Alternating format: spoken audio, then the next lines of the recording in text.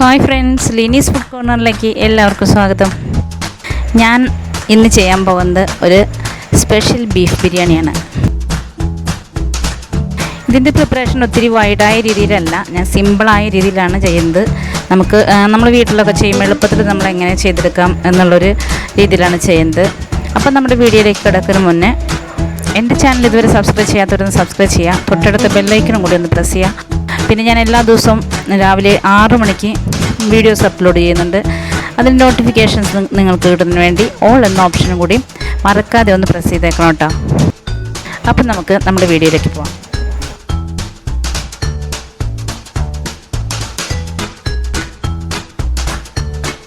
ഞാനിവിടെ 1/2 ലിറ്ററിൻ്റെ 2 കപ്പ് അരിയാണ് എടുത്തിരിക്കുന്നത്.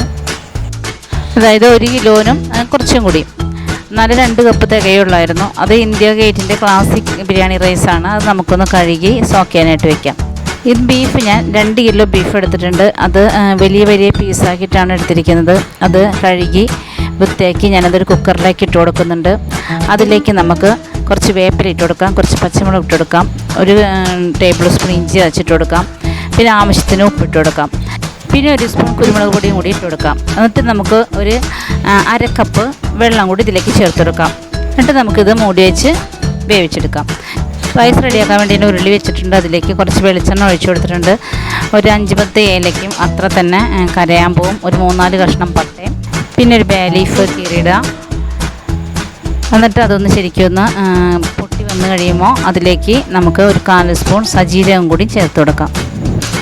ഞാൻ ബീഫ് വേവിക്കാൻ വെച്ചപ്പോൾ അതിൽ 1/2 കപ്പ് വെള്ളം ഒഴിച്ചിരുന്നു. അത് നമുക്ക് റൈസിലേക്ക് എടുക്കാൻ വേണ്ടിയാണ്. ഇപ്പോൾ ബീഫ് റെഡി ആയിട്ടുണ്ട്. അതിൽ നിന്ന് നമുക്ക് 1 കപ്പ് സൂപ്പ് നമുക്ക് അതിൽ നിന്ന് എടുക്കണം. അത് നമുക്ക് ഇതിലേക്ക് ഒഴിച്ചു കൊടുക്കാം. നമ്മൾ 2 കപ്പ് അരിക്ക് 3 കപ്പ് വെള്ളമാണ് ഒഴിക്കണേ. അതിന് 1 കപ്പ് നമ്മൾ സൂപ്പ് ഒഴിച്ചു. ഇനി 2 കപ്പ് തിളച്ച വെള്ളം കൂടി നമുക്കിതിലേക്ക് ഒഴിച്ചു കൊടുക്കാം. ആവശ്യത്തിന് ഉപ്പിട്ട് കൊടുക്കാം. ഇത് തിളച്ച് കഴിയുമ്പോൾ നമ്മൾ സോക്ക് ചെയ്ത് വെച്ചിരിക്കുന്ന അരി ഇതിലേക്ക് ചേർത്ത് കൊടുക്കാം.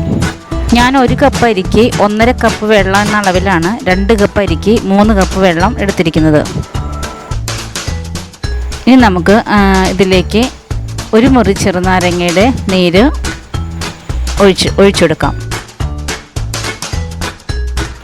എന്നിട്ട് മൊത്തത്തിലൊന്ന് ഇളക്കിയിട്ട് 10 മിനിറ്റ് മീഡിയം ഫ്ലെയിമിലിട്ട് ഒന്ന് മൂടി വെച്ച് വേവിക്കാം.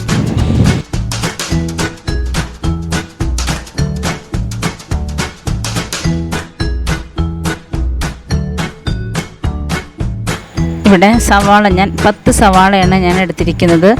ആ സവാളയുടെ 1/3 ഭാഗം നമ്മൾ മറ്റ് ഇൻഗ്രീഡിയൻസിൻ്റെ കൂടെ ഒന്ന് മിക്സിയിൽ അടിച്ചെടുക്കാം. വെളുത്തുള്ളി, ഇഞ്ചി, വേപ്പില, പച്ചമുളക്, പിന്നെ ചെറിയ ഉള്ളി 1 പിടി, പിന്നെ ഇതിൽ നിന്ന് ഒരു 1/3 ഭാഗം സവാളയും കൂടി ഇതിലേക്ക് ഇടാം. എന്നിട്ട് ഒന്ന് അരച്ചെടുക്കുക.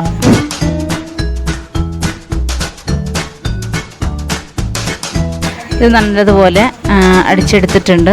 ഇതുപോലെ നമുക്ക് 3 തക്കാളിയും കൂടി അടിച്ച് അത് സെപ്പറേറ്റ് അടിച്ച് മാറ്റി വയ്ക്കാം.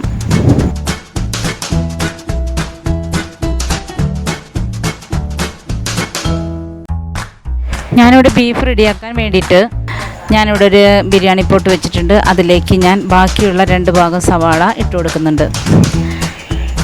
അത് നന്നായി വഴറ്റി നല്ല ബ്രൗൺ കളറാവുന്നവരെ ഒന്ന് വഴറ്റി കൊടുക്കാം. ഇതിലേക്ക് ഒരു സ്വല്പം ഉപ്പും കൂടി ചേർത്ത് കൊടുക്കാം. അത് വഴണ്ടിട്ട് വരട്ടെ. ഇപ്പോൾ നമുക്ക് റൈസ് എന്തായി നോക്കാം.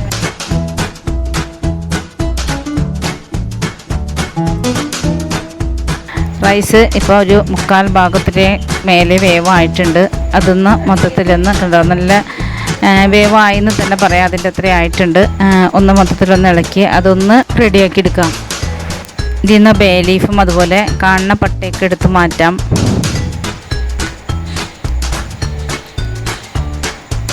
ഇനി ഇതിലേക്ക് നമുക്കൊരു 1/4 സ്പൂൺ പൈനാപ്പിൾ എസൻസ് ചേർത്ത് കൊടുക്കണം. 4 സ്പൂൺ എടുത്തിട്ടുള്ളൂ. അതിലേക്ക് ചേർത്ത് കൊടുക്കാം. എന്നിട്ട് മൂടി വെച്ച് ഒരു 2 മിനിറ്റും കൂടി വെയിറ്റ് ചെയ്യാം. ഞാൻ കുറച്ച് കശുവണ്ടിപ്പരിപ്പും അതുപോലെ തന്നെ കിസ്മിസും വറുത്ത് വെച്ചിട്ടുണ്ട്. അതിൻ്റെ പകുതി ഭാഗം ഇതിലേക്ക് ചേർത്ത് കൊടുക്കുക. എന്നിട്ട് മൊത്തത്തിൽ ഇളക്കി ആ റൈസിൽ മൊത്തത്തിലാവുന്ന രീതിയിൽ ഒന്നാക്കി കൊടുക്കാം. കുറച്ച് ഞാൻ ചെറുനാരങ്ങ നീരിൽ ലെമൺ യെല്ലോ ഫുഡ് കളർ കുറച്ച് മിക്സ് ചെയ്ത് ഇതിലേക്ക് അവിടെ ഇവിടെയായിട്ട് ഒന്ന് ഒഴിച്ചു കൊടുത്തിട്ടുണ്ട്. അതൊന്ന് പതുക്കെ ഇളക്കി കൊടുക്കുക. എന്നിട്ട് നമുക്ക് സ്റ്റവ് ഓഫ് ചെയ്യാം. ഞാനിവിടെ നമ്മൾ അരച്ച് വെച്ചിരിക്കുന്ന ഉള്ളിയും വെളുത്തുള്ളി ഇഞ്ചി ആ ഒരു മിക്സ് വേറൊരു പാനിൽ മുപ്പിക്കാൻ ഇട്ടിട്ടുണ്ട്. അതിലത്തെ വെള്ളം വറ്റാൻ വേണ്ടിയിട്ടാണ്. അത് നമുക്ക് ഈ വഴറ്റിയ സവാളയിലേക്ക് ചേർത്ത് കൊടുക്കേണ്ടതാണ്. സവാള ഇപ്പോൾ വഴണ്ട് വന്നിട്ടുണ്ട്. ഒരു 2 സ്പൂൺ മല്ലിപ്പൊടി, 1 സ്പൂൺ കുരുമുളക് പൊടി, പിന്നെ ഒരു 3 സ്പൂൺ ബിരിയാണി മസാല, ഒരു 1/4 സ്പൂൺ മഞ്ഞൾപ്പൊടി, ഇതെല്ലാം ചേർത്ത് ഒന്ന് മിക്സ് ചെയ്യുക. ഒന്ന് ഇളക്കി കൊടുക്കുക. അതിലേക്ക് 1 സ്പൂൺ മുളക് പൊടി കൂടി ചേർത്ത് കൊടുക്കുക. എന്നിട്ട് ഒന്ന് മൂപ്പിച്ചെടുക്കാം. ഇനി നമ്മൾ സവാള, ഇഞ്ചി, വെളുത്തുള്ളി, വേപ്പില, പച്ചമുളക് ഇതെല്ലാം കൂടി അരച്ച മിക്സ് നല്ലതുപോലെ വറ്റിച്ചെടുത്തിട്ടുണ്ട്. അത് നമുക്കിതിലേക്ക് ചേർത്ത് കൊടുക്കാം. ഈ പേസ്റ്റ് നമ്മൾ സവാളയുടെ കൂടെയിട്ട് വഴറ്റി കഴിഞ്ഞാൽ പെട്ടെന്ന് അങ്ങ് വഴണ്ടി കിട്ടില്ല. അതുകൊണ്ടാണ് നമ്മൾ സെപ്പറേറ്റ് അതൊന്ന് മൂപ്പിച്ചെടുത്തത്. സെയിം ഇതുപോലെ തന്നെ വേണം നമ്മൾ തക്കാളിയും ചെയ്തെടുക്കാൻ.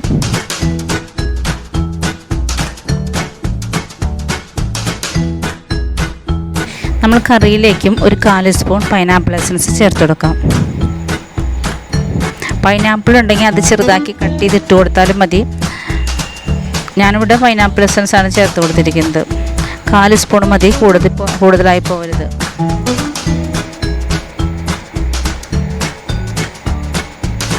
നമ്മൾ തക്കാളി മിക്സിയിൽ അടിച്ച് നല്ല പേസ്റ്റാക്കി വെച്ചിട്ടുണ്ട്. അത് ഞാൻ വേറൊരു പാനിൽ ഒന്ന് ചൂടാക്കാൻ വെച്ചിട്ടുണ്ട്. ചൂടാക്കല്ല, അതിൽ നിന്ന് ആ വെള്ളമൊക്കെ വറ്റിച്ച് അതിൻ്റെ വെള്ളത്തിൻ്റെ അംശമൊക്കെ മാറ്റി സോസാക്കി എടുക്കണം. അത് നമുക്കിതിലേക്ക് ചേർത്ത് കൊടുക്കാം.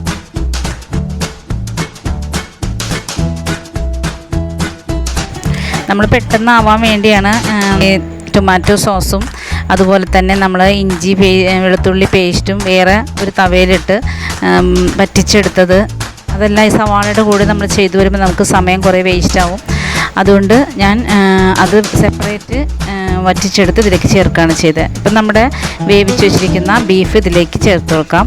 എന്നിട്ട് മൊത്തത്തിലൊന്ന് ഇളക്കി ഒരു 2-3 മിനിറ്റ് മൂടി വെച്ച് ഒന്ന് ഫുൾ ഫ്ലെയിമിൽ തന്നെ ഇട്ട് ഒന്ന് വേവിച്ചെടുക്കാം. വേവിക്കെല്ലാം വെന്തിട്ടുണ്ട്. ഇനി ആ മുളകും ആ മസാലകളൊക്കെ ശരിക്കും ബീഫിലേക്ക് പിടിക്കാൻ വേണ്ടിയിട്ട് കുറച്ച് നേരം നമുക്ക് വെയിറ്റ് ചെയ്യാം.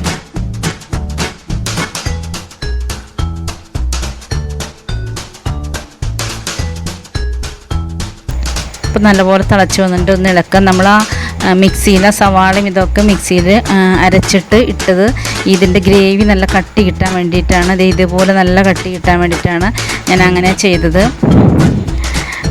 എന്നാലേ നമ്മൾ ബിരിയാണിക്ക് നമുക്ക് ആ ഗ്രേവിയൊക്കെ ബിരിയാണിയിൽ ചെല്ലുമ്പോൾ ടേസ്റ്റ് ഉണ്ടാവുള്ളൂ.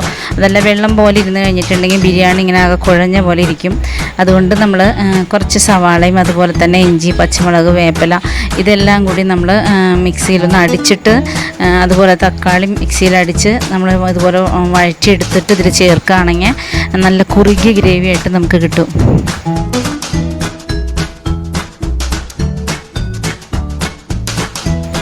ഇപ്പോൾ ശരിക്കും മസാല ഇതെല്ലാം ബീഫിൽ പിടിച്ചിട്ടുണ്ട്. നമ്മുടെ കറി റെഡിയായി. നമുക്കിനി ഫ്ലെയിം ഓഫ് ചെയ്യാം. അടുത്തായി നമുക്ക് ബിരിയാണി സെറ്റ് ചെയ്യാം. ഇവിടെ കറിയും അതുപോലെ തന്നെ റൈസും റെഡിയായി. ഇനി നമുക്കൊന്ന് സെറ്റ് ചെയ്യാം. അതിന് വേണ്ടിയിട്ട് ഞാൻ ഈ റൈസിൽ നിന്ന് പകുതി ഞാൻ വേറൊരു ബേസണിലേക്ക് മാറ്റുകയാണ്. ഇതിൻ്റെ പകുതി നമുക്ക് വേറൊരു ബേസണിലേക്ക് മാറ്റാം. എന്നിട്ട് പകുതി ആ സെയിം ഉരുളിയിൽ തന്നെ ഇരുന്നോട്ടെ. ഇതിന് മേലെ നമുക്ക് ബിരിയാണി സെറ്റ് ചെയ്യാം.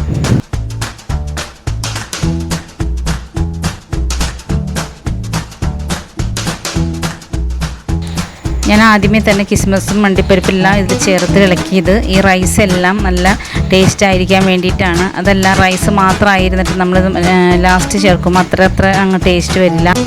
ഇനി നമുക്ക് കറി ഇതിന് മേലെ ഈ പകുതി റൈസിന് മേലെ ഈ കറി മുഴുവനായിട്ട് ഇട്ട് കൊടുക്കാം.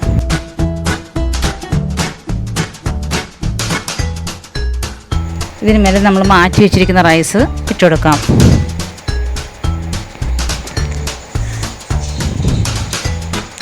ഞാനിതിലധികം മല്ലിയില ഇതൊന്നും ചേർത്തിട്ടില്ല. അധികമൊന്നല്ല ചേർത്തിട്ടില്ല. കാരണം ഞാൻ എല്ലാ റൈസിലും പ്രോൺസ് ബിരിയാണിയുടെ ആണെങ്കിലും വെജിറ്റബിൾ ബിരിയാണിയുടെ ആണെങ്കിലും ചിക്കൻ ബിരിയാണിയുടെ ആണെങ്കിലും എല്ലാത്തിലും നന്നായി ചേർത്തിട്ടുണ്ടായിരുന്നു. അതിൽ നിന്നൊരു വ്യത്യസ്തത തോന്നാൻ വേണ്ടിയിട്ടാണ് ഞാനത് ചേർക്കാതിരുന്നത്. ചേർത്തില്ലെങ്കിലും പ്രശ്നമൊന്നുമില്ല, ടേസ്റ്റിനൊരു കുറവുമില്ല. ഇതിന് മേലെ ഞാൻ വറുത്ത് വെച്ചിരിക്കുന്ന സവാളയും അതുപോലെ തന്നെ കിസ്മിസും ബാക്കി വെച്ചിരുന്ന അണ്ടിപ്പരിപ്പെല്ലാം ഇട്ട് കൊടുത്തിട്ടുണ്ട്. ഇപ്പം നമ്മുടെ ബീഫ് ബിരിയാണി റെഡിയായി. നമുക്കിത് നല്ല ചൂടോടെ തന്നെ സെർവ് ചെയ്യാം. അപ്പോൾ എൻ്റെ ഇന്നത്തെ വീഡിയോ നിങ്ങൾക്ക് ഇഷ്ടപ്പെട്ടെന്ന് വിശ്വസിക്കുന്നു. ഇഷ്ടപ്പെട്ടാൽ ലൈക്ക് ചെയ്യുക, ഷെയർ ചെയ്യുക, നിങ്ങളുടെ കമൻസും കൂടി താഴെ കമൻറ്റ് ബോക്സിൽ കൊടുത്തേക്കുക. അപ്പോൾ നാളെ നമുക്കിതുപോലെ വ്യത്യസ്തമായ മറ്റൊരു വീഡിയോയുമായി വീണ്ടും കാണാം. Thank you.